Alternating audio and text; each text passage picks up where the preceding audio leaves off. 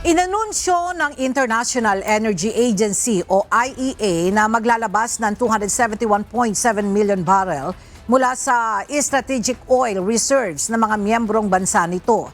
Layunin nito na maibsan ang pagtaas ng presyo ng langis na dulot ng gulong nangyayari sa Middle East. Ang mga stock na langis sa Asia at Oceania ay agarang ilalabas habang magsisimula pa sa katapusan ng buwan ang paglalabas ng supply mula sa Amerika at Europa.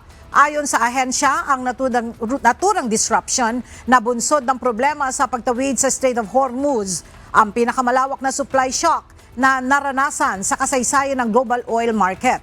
Gayunpaman, nananatiling nasa $100 ang presyo ng per barrel ng langis.